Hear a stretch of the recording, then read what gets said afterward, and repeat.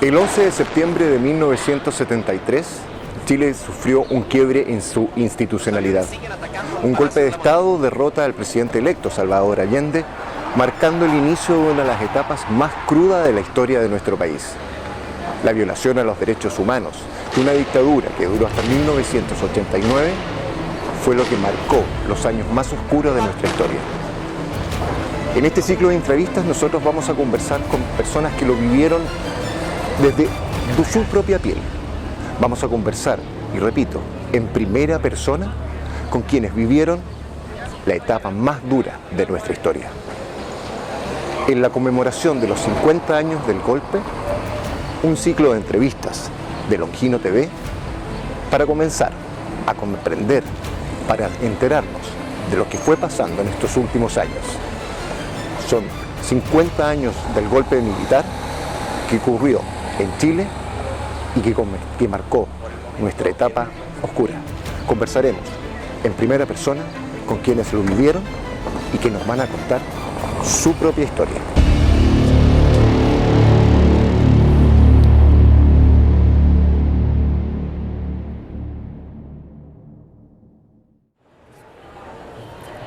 En una nueva conversación, en primera persona, conocemos el relato de una persona que estuvo, que lo llevaron, que fue prisionero en Pisagua.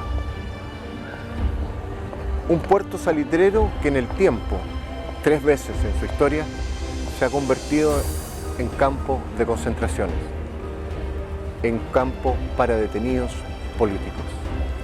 Hoy día conversamos con una persona que nos cuenta en primera persona lo que significó para él estar relegado en Pisagua.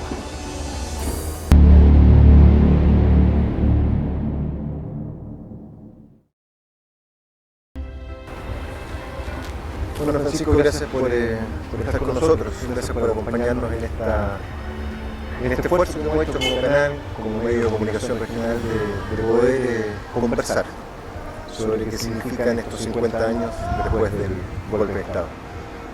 Lo primero que me gustaría preguntarte es, previo al golpe, los días 10, los días 9, el día 9, ¿cómo lo veían acá en Iquique? ¿Cómo lo veías tú acá en Iquique? Bueno, en primer lugar contarte que en esos tiempos, en esa fecha, yo era un estudiante universitario, cursaba mi 5º año de pedagogía en inglés, pero al mismo tiempo yo estaba en mi práctica pedagógica ya como profesor de inglés, porque en esa época habían varias prácticas, una era de profesor jefe y después en la especialidad. Y a su vez trabajaba como profesor porque faltaban profesores de inglés en la ciudad, y era profesor en la Universidad del Norte y en un programa para trabajadores. Y el día 10 de septiembre se inauguró el año escolar para esa jornada nocturna en el Politécnico, 10 de septiembre. Y el día 11 yo hacía mi última práctica ahí al frente del Liceo de Hombres. Y estaba al frente ahí esperando y ya se vieron, digamos, movimientos de lo que venía. Pero además de mi ser estudiante y de mi trabajo como profesor, yo era dirigente universitario. Yo pertenecía al Frente Estudiantil Revolucionario, el FER, y tenía el cargo de la responsabilidad de ser el presidente de Centro de Alumnos de la carrera de inglés, Pedagogía en Inglés, en la Universidad de Chile sede Iquique, y vicepresidente de la Federación de Estudiantes de la Universidad de Chile. Entonces, esos días habían, y previo, en agosto ya, habían ocurrido en Santiago movimientos militares, y se veía una situación muy complicada, y como que se veían venir esto del golpe de Estado, pero a su vez como que no se creía en eso, porque Y el presidente Allende decía que él confiaba en la constitucionalidad de los integrantes de la Fuerza Armada, en especial del Ejército. Así que, pero era una época de mucha convulsión, que tiene una historia antes, ¿no? Que tiene una historia antes. Y te digo esto porque estos días vimos que apareció un libro de un señor que se llama sociólogo, cientista político, no sé, el estudioso, que se llama Mansuy, Daniel Mansuy. Entonces, él habla del gobierno de la Unidad Popular, pero se refiere solo a los años del gobierno, pero incluso antes que asumiera el gobierno del presidente Allende, elegido democráticamente, basado en la Constitución de 1925. Recordar que el año 1958, Jorge Alessandri compitió también con Salvador Allende. Y Jorge Alessandri le ganó por 31.000 votos en 1958 a Salvador Allende. Y considerando que en 1958 salió un candidato de apellido Zamorano, que era conocido como el cura de Catapilco, que era también muy populista y de izquierda. Sin embargo, y por eso, ¿no es cierto?, ahí ocurre. Y cuando gana Allende, en 1970, con la mayoría relativa, no el 50% más uno, pero ganó por 41.000 votos, 41.000 votos, que es superior a la diferencia que ganó Alessandri el año 58. Entonces Allende, ocurrieron cosas, y antes que asumiera Allende ganó el 4 de septiembre de 1970.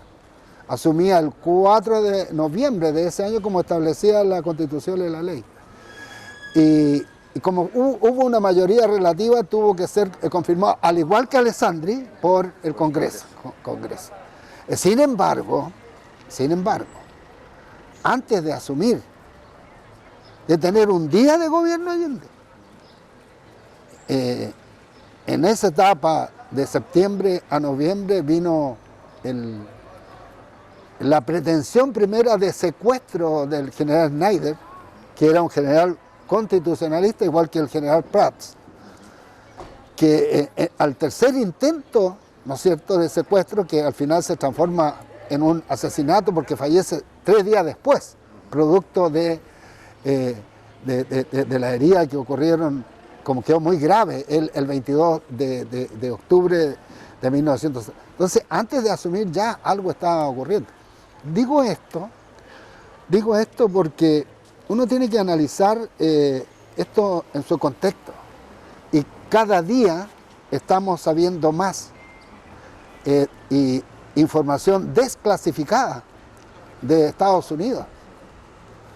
¿En qué sentido? De la intervención, ¿no? O sea, aquí claramente el gobierno de Richard Nixon y a través de Henry Kissinger hubo una intervención ahí que esto hay que decirlo, ¿no? Porque vivíamos en un contexto de que en Cuba había tenido, ¿no es cierto?, con Fidel Castro, estaba comenzando su revolución cubana, el Che Guevara se había venido a Bolivia, entonces Estados Unidos no quería tener otros gobiernos de izquierda en Latinoamérica, pero digámoslo claramente para llegar al punto, el presidente Allende siempre fue, él hablaba del socialismo a la chilena, el socialismo democrático, con empanadas y vino tinto, decía él. Entonces esos días lo vivimos intranquilos, había mucha efervescencia y bueno, ese 11 yo estoy ahí para hacer mi última clase de profesor de inglés, de la especialidad, pero esa última clase no fue, porque ya estaba el golpe corriendo, el golpe de Estado, muchos movimientos militares, de carabineros, tanquetas, ejército, y yo me voy de ahí de el Liceo de Hombres me voy a la Universidad de Chile, sede Iquique, que quedaba ahí, la primera sede que quedaba ahí en Serrano con Ramírez. Y posteriormente me voy a la Universidad de Chile, sede Iquique, en Playa Brava. Digamos que la Universidad Arturo Prat es la heredera legal de la Universidad de Chile, sede Iquique. Te llevo al mismo día del golpe, se produce el pronunciamiento, salen todos los bandos. ¿Qué pasa contigo? ¿Qué pasa después? Bueno, después yo me fui. La verdad es que nosotros éramos como izquierda, yo lo digo, lo he expresado, pero yo jamás tomé un arma. Lo que nosotros teníamos cuando más, como lo dijo la presidenta Bachelet, linchacos o bastones. No. Nosotros no teníamos cómo defendernos. Y ahí me quedé yo en Playa Brava, en una casa, el día 11, y mi mamá y mi papá, quienes fueron, la verdad, verdaderos baluartes durante los años de la dictadura, mi mamá Aide y mi papá Pancho, que en paz descanse los dos, ellos están ella en el cielo, en lo alto. Ella supo que yo estaba por ahí y me dijo, hijo, vaya usted, no esté ahí porque era Iquique estaba sitiada de militares. Recordemos, Iquique estaba el regimiento Carampangui, ahí en el centro, en Amunátegui, ahí con Riquelme, el regimiento Dolores, el regimiento Granadero, estaba el Telecomunicaciones, que fue un lugar de detención, de prisión, de tortura y donde desaparecieron compañeros. Entonces teníamos muchos, y pocos habitantes, pero muchos militares. Entonces ocurre que yo el día 12 me entrego y voy caminando, me di una vuelta por allá, me vine por allá por Playa Brava, por atrás caminando, por la calle que hoy se llama Salvador Allende y que después le pusieron los militares soldados Pedro Prado, se llamaba Elías Laferte. Esa calle se llamaba originalmente Elías Laferte, que era de tierra. Y me fui caminando y me fui allá al edificio del ejército ahí en Bolívar con Lynch, ¿no? Con Luis Uribe. Y ahí me presenté yo. Y bueno, ahí llegaron militares. Bueno, decirte que cuando nosotros íbamos a las marchas, en todo el periodo de la Unidad Popular, hacíamos marchas por acá y terminábamos, todas concluían ahí en la Plaza Condel. Y nosotros nos sacaban fotos, muchas fotos, claro. Ya eran los servicios de inteligencia que estaban trabajando, funcionando, como preparando lo que iba a llegar. Y ahí vi yo, ahí en el edificio de la sexta división era ese, y de ahí me llevan al Telecomunicaciones. Y el día 14 de septiembre a Pisagua. Fuimos, no estoy seguro si fuimos 36 o 38 los primeros presos que nos llevaron a Pisagua, nos echaron a camiones militares, subieron a camiones, previa entre el 12 y el 14, en la noche, fotografía, interrogatorio, hicieron nuestras fichas, nos hicieron unas carpetas con hartas fotos de cada uno. Cambió la vida. Cambió y bueno, comenzó una etapa muy dura, muy difícil, y el día 14 de septiembre, en el primer convoy, en la primera llevada arriba de los camiones de presos a Pisagua. ¿Cómo recuerdas ese trayecto, ese viaje? Iquique, Pisagua, sin saber qué estaba pasando, quizás muy joven por lo demás. 24 años. 24 años. Y decir, bueno, ¿a dónde voy? ¿Qué pasa conmigo? ¿Qué pasa con mis amigos, mis compañeros? Y no solo con mis amigos, sino que con mis compañeros, sino que con mis hermanos. Porque en el informe de la prisión y tortura, que se conoce como Valech, la ley Valech, si tú miras el registro ahí, desde el número 19.507, son más de 30.000 presos políticos, presas personas, chilenos y chilenas que fuimos torturados, que la pasamos mal. Y en esa numeración de los más de 30.000, ley Valech 1 y 2, desde 19.507, 19.508, 19.509, 10, 11 y 12 son Prieto Enríquez, que son mis hermanos. Entonces, y yo el mayor. Entonces, cuando nos suben arriba de los camiones, era un verdadero convoy militar y una verdadera, imaginarse la Alemania nazi, en la salida, salir del regimiento de telecomunicaciones, que hoy se llama, en una operación de inteligencia, digámoslo claramente, ¿no? Si el cambio de nombre de telecomunicaciones tiene que ver con una estrategia de olvido. Es de olvido, es decir, cambiémosle el nombre porque el telecomunicaciones fue el lugar que fue, ¿me entiende? Sale y llegamos ahí a la calle Elías Laferte, hoy Salvador Allende, pasado por ahí por Soldado Pedro Prado, mira hacia la izquierda y lo que yo me recuerdo es que había mucha gente, miraba, nos hacía así, nos decía chao, muchas lágrimas, muchos llantos. Eran iquiqueños, a lo mejor estaba hasta mi mamá ahí, ¿ah? O mi papá, y nos llevan, ¿no es cierto?, a Pisagua. Y emprenden hacia allá. Y alrededor de eso fue como nos despertaron ese día como a las 4 de la mañana, ya tenían listos quiénes son los que se van, todo. Llegamos a Pisagua como a la 1 o 2 de la tarde. Y en Pisagua había un verdadero operativo. Un operativo con marinos, carabineros, militares y aviación. ¿Cómo fue tu paso por Pisagua? Me imagino que una etapa de tu vida que no hay que olvidar, por supuesto, pero que debe ser muy dolorosa.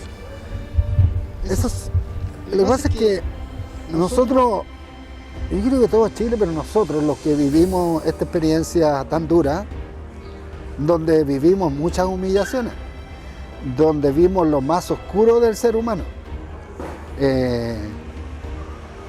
Porque en definitiva, ya 50 años, tú empiezas a analizar, en Iquique no hubo enfrentamientos, no hubo.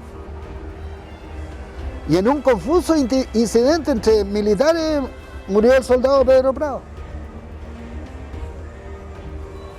Entonces fue una etapa difícil, más yo, el hermano mayor, de los 5 hermanos, 4 en Pisagua, 1 menor de edad. Y el otro, el quinto, por ser tan menor de edad, no lo llevaron a Pisagua. Tenía 15, 16 años. En cambio, Fernando tenía 17 años y ver eso. Entonces, Pisagua fue muy duro, muy difícil. Muchas vivencias duras, inhumanas. Un maltrato, un encierro que fue difícil y en el intertanto ver cómo de repente estaban en una celda, mencionarte que ahí nos cambiaban permanentemente de celdas. Entonces tú estabas en una celda y estaba, por ejemplo, Rodrigo Iturra y estaba con su ropa, porque cuando nos llevábamos ropa o después nos mandaban con los otros presos, iba llegando ropa. Entonces Rodrigo Iturra, que lo llamaban a interrogatorio, lo hacían salir de la cárcel y a los 2 o 3 días iban a buscar la ropa de Rodrigo Iturra. Pero no estaba Rodrigo Iturra. Y después cuando llegaban otros compañeros, que recordad que en Pisagua habrán sido 600, 800, tarapaqueños y ariqueños, también llegó gente de Arica, compañeros de Arica y compañeras, hombres y mujeres, también hubo mujeres, compañeros, significaba que a él lo habían fusilado. Y a buscar la ropa y se la llevaban. La verdad es que es muy, muy difícil. Hubo alrededor de, yo diría que 2 meses y medio, desde el 14 de septiembre, 14 de octubre, 14 de noviembre, hasta diciembre, un encierro durísimo, total. Y cuando en esta rotación de presos te tocaba que tenía que estar en la celda de abajo, que le llamábamos la catacumba, ahí estábamos hacinados, con sin salir, excepto a un desayuno, que era una taza de té con agua, melamina, y con un trozo de pan, y después a las 4 de la tarde en otro pocillo de melamina celeste, con un poco de poroto, caldo, y nosotros decíamos bistec con gorgojo de arriba, y eso era la alimentación. Así estuvimos, yo creo que calculando los 3 primeros meses, y te sacaban nosotros, habían 2 cosas que nos anunciaban que algo iba a pasar. Repito, nos tenían encerrados en la cárcel. ¿Ah? No salíamos en estos 3 meses al pueblo de Pisagua, no, encerrados.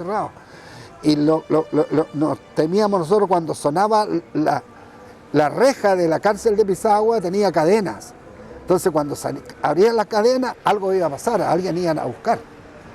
O cuando llegaba el avión, la avioneta, que venía de Iquique, y que sabíamos nosotros que iban de Iquique a Pisagua los torturadores.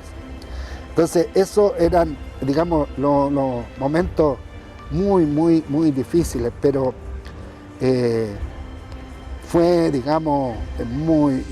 Y el régimen, un régimen militar, pero, o sea, muy duro.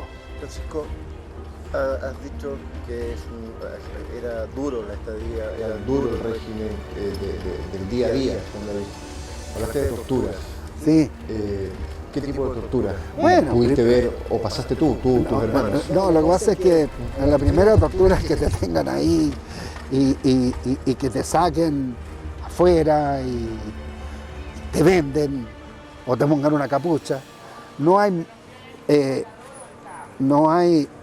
según mi pensamiento, ¿no?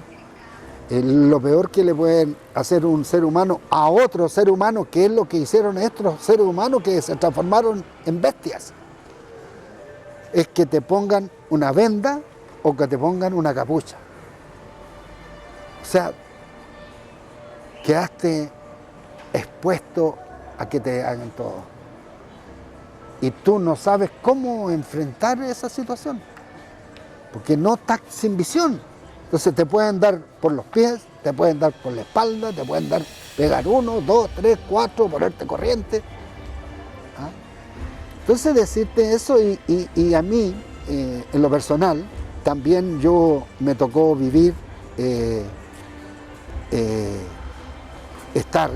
me tuvieron ahí en Orella, en lo que se denomina, y de acuerdo también con el informe, dentro de las casas o lugares de prisión y tortura, estaba lo que se llamaba la Casa de la Risa, ahí en Orella 100, que fue un lugar de prisión, de tortura selectiva.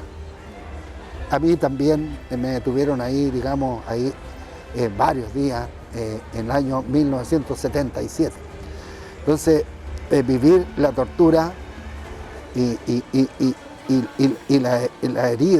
la herida que te provoca la tortura, tú la llevas, como dijo Grimanesa, ¿no? Tú la llevas en el alma. ¿Cómo se vive después de eso? Claro.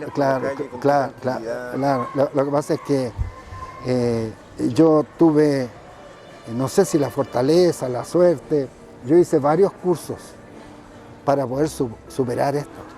Porque a veces siempre hay que mirar hacia adelante. Siempre hay que mirar el futuro, porque en definitiva lo que quiso hacer el régimen, este régimen opresor, era derrumbarte, decir no, piensa así, y todo por buscar, repito, aquí no hubo enfrentamiento en nuestra ciudad, derrumbarte. Entonces tú vives con la herida y va dentro de ti, y cada cierto tiempo, especialmente en los meses de julio, agosto, como que tu cuerpo te despierta y a veces tú sueñas, tienes pesadillas. No es fácil. Yo te digo, y tengo compañeros, amigos que como que quedaron, digamos, pegados, ¿ah? No es fácil, porque además vinieron cosas colaterales. El tema del empleo, el tema de terminar los estudios, el tema de vivir, de parar la olla, de salir adelante. Pero quiero mencionarte algo, que es muy importante, algo te dije recién. Porque a mí me tuvieron preso, a mi hermano lo tuvieron preso. Nos torturaron, la pasamos muy mal. Pero nosotros sabíamos lo que nos estaban haciendo. Pero ¿qué pasa con tu mamá? ¿Qué pasa con tu papá? ¿Qué pasa con tus hermanos? ¿Qué pasa con tu familia que se quedó? Y la familia que dice, la mamá, el papá que dice, otro día y no llegaron mis hijos. Otro día y ¿qué le estarán haciendo a mis hijos? Las compañeras mujeres, ¿qué le estarán haciendo sus mamás, sus papás? ¿Qué le estarán haciendo a mis hijas? Entonces, esa es la tortura extendida. Claro, porque no eres tú solo, sino que es tu familia. Tú tuviste la fortuna de volver, de estar acá y poder conversar y recordar esto. ¿Qué pasa con las familias de los que hoy día, tras 50 años, siguen buscando Es que hay a sus padres, hijos, hermanos? Claro, mira, fíjate que a mí me tuvieron y a nosotros nos tuvieron un poco más de 270, 280 días presos. Pero nosotros salimos vivos, con muchos traumas provocados por otros seres humanos. A personas que, repito, queríamos y queremos mejor educación para nuestra gente, que la gente, que todos tenemos derecho a tener buena educación, a tener buena salud, a tener vivienda. Pero nosotros salimos vivos. Entonces a mí me tocó, y a otros más, ¿no es cierto?, vivir todo esto, repito, humillaciones le llamo, ¿no? O sea, violaciones de nuestros derechos humanos, pero y marcados, porque a mí me desterraron. Entonces siempre cuando tú tienes que, y las personas tienen que, cuando se conversa de estas cosas, esto no ocurrió así como en la Guerra del Pacífico, ocurrió hace 50 años. Y lo digo esto para los jóvenes, para que sepan que nunca más en Chile debe ocurrir esto. Nunca más, nunca más. Y la democracia es lo que debemos cuidar. Se habrán cometido errores en la democracia, pero esto no. Entonces, te digo, nosotros salimos vivos. Y yo aquí quiero recordar las palabras, lo escuché a la hija del presidente Allende, a la senadora Isabel Allende, que cuando fue el bombardeo a la Casa de la Democracia, que es La Moneda, ella quería acompañar a su papá, al presidente Allende, hasta el último día, y el presidente Allende le dijo, no, las mujeres fuera. Le dijo, no, hija, fuera, porque ustedes van a tener que contarle al mundo lo que está ocurriendo. Y en ese sentido nosotros somos la memoria. Repito, en el caso, sin odio,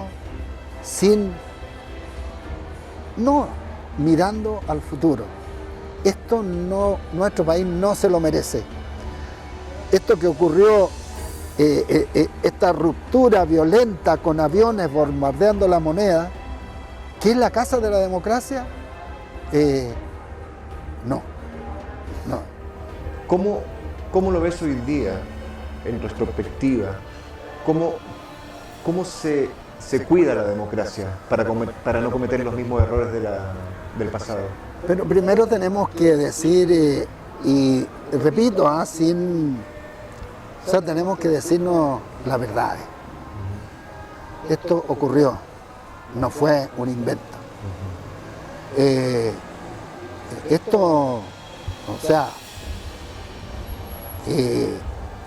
Tenemos que cuidarla, ¿no es cierto? Diciéndonos la verdad. Te digo esto porque yo ayer leía una carta que enviaron generales al presidente Boris. Entonces los generales están bien. Ellos como que dicen hay que olvidarse de todo. No, hay más de mil familiares que están esperando, que a lo mejor varios militares o integrantes de la Fuerza Armada ya están muertos, pero hay varios que están vivos. Entonces tenemos que, para reconciliarnos, en este Chile actual vivimos un Chile muy... Porque decían, mira lo que decían, que los que gobiernan hoy le negaron la sal y el agua a Piñera.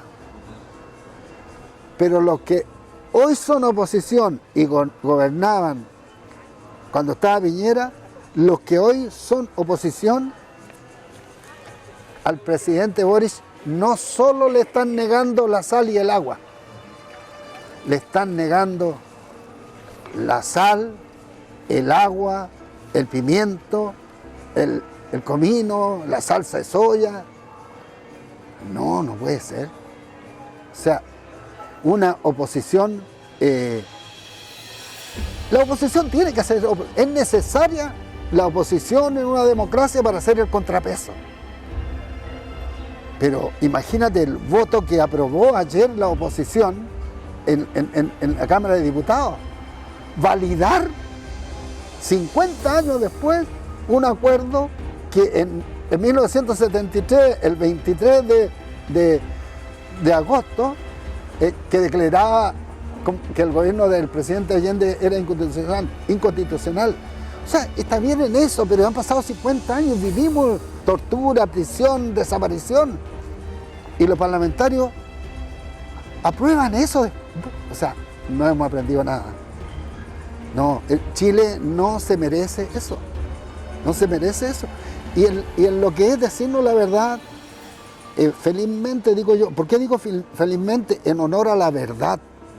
En honor a la verdad, para saber lo que ocurrió en Chile, cada día vemos y sabemos más información desclasificada, oficial, de la participación de Estados Unidos en lo que fue en Chile en esos años, ¿me entiendes?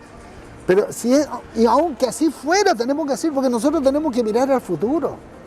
Nosotros tenemos que pensar en nuestros hijos, en nuestros nietos, nuestras nietas, nuestros sobrinos, nuestras sobrinas. Francisco,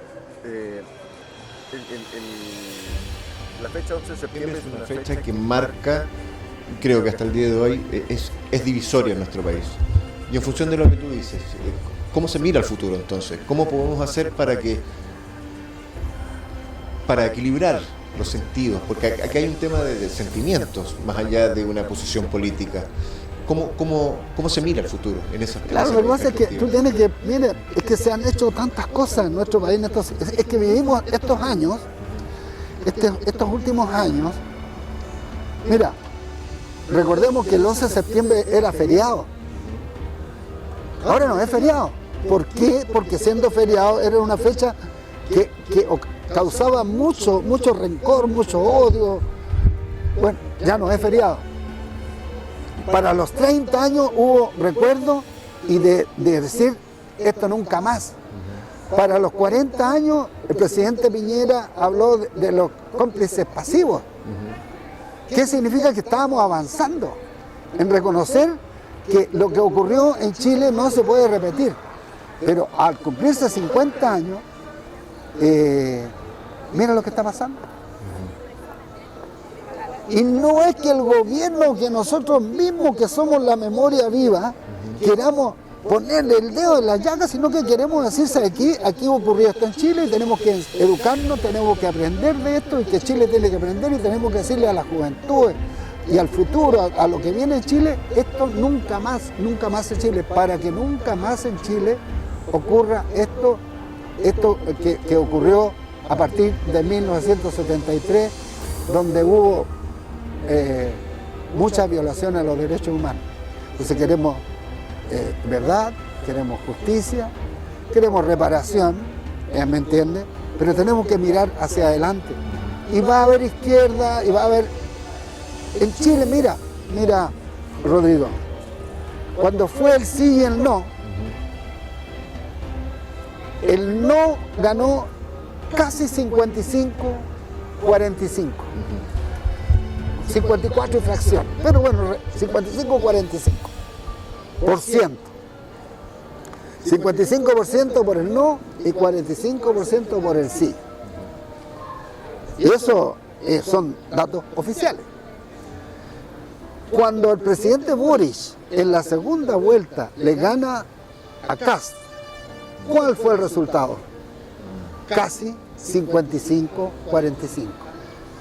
Entonces hay gente de derecha, hay gente que sigue, que se define como pinochetista, pero esa gente pinochetista yo la respetaré si está avalando las muertes, las torturas, las desapariciones. No, me parece que, como lo dijo el senador Insulza, es una miserable declaración. No. Si hay gente de derecha, respetable. En la democracia es necesario los contrapesos. Repito, son necesarios los contrapesos, pero tenemos que hacer esfuerzos por decir con respeto, respetarnos con ideas diferentes y pensar en Chile. Y yo, en lo personal, creo que el Estado tiene que cumplir un rol importante, pero también tiene que cumplir un rol importante la empresa privada. Es la sociedad mixta la que nos va a permitir, ¿no es cierto?, tener mejor vida para los chilenos. O sea, en definitiva, eso es lo que buscamos, que los chilenos tengan mejor vida. Y nosotros, los que somos más viejos, yo tengo 74 años, decirle a la juventud, sin odio, sin violencia, ¿no es cierto?, decir lo que pasó y mirando al futuro. Y yo no puedo terminar o continuar, decir lo siguiente aquí. Yo quiero destacar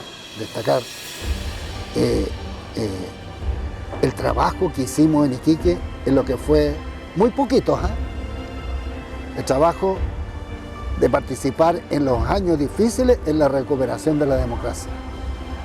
Y ahí nosotros, mi familia, con mi papá y mi mamá, en el restaurante Barlovento, fuimos un lugar de encuentro de la resistencia pacífica a la dictadura, donde nos visitaron Tucapel Jiménez, Rodolfo Seguel, Manuel Bustos, que en paz descanse, igual que don Tucapel, y muchos dirigentes para organizarnos y trabajar. Rosa Tazara, Carlos Vila, Ernesto Montoya en Derechos Humanos, Rosa Tazara, que fue una dirigente, Nelson Garrido, porque uno tiene que decir, mira, éramos pocos y en el Barlovento ahí lo recibimos y trabajamos y sumamos voluntad y sumamos cientos y para recuperar la democracia, porque en la democracia se podrán cometer errores,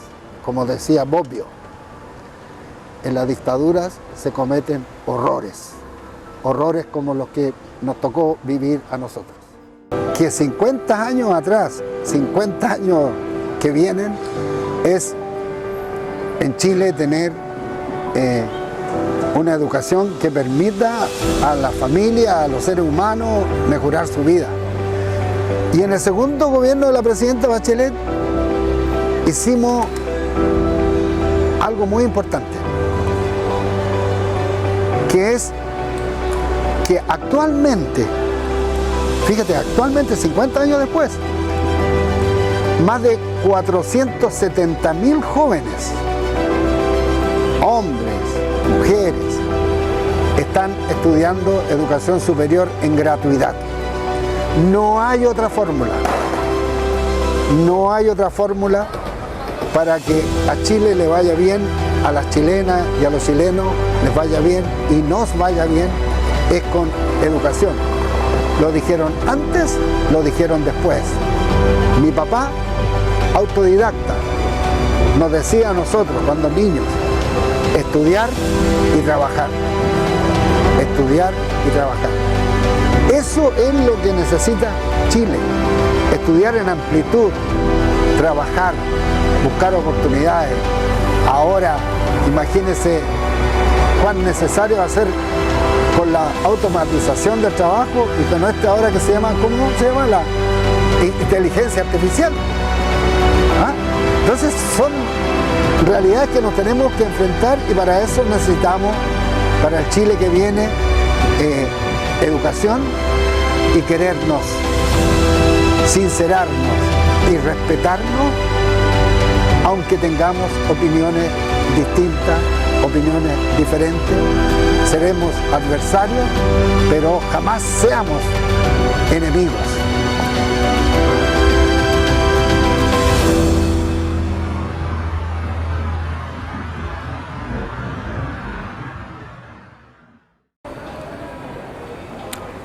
Han sido historias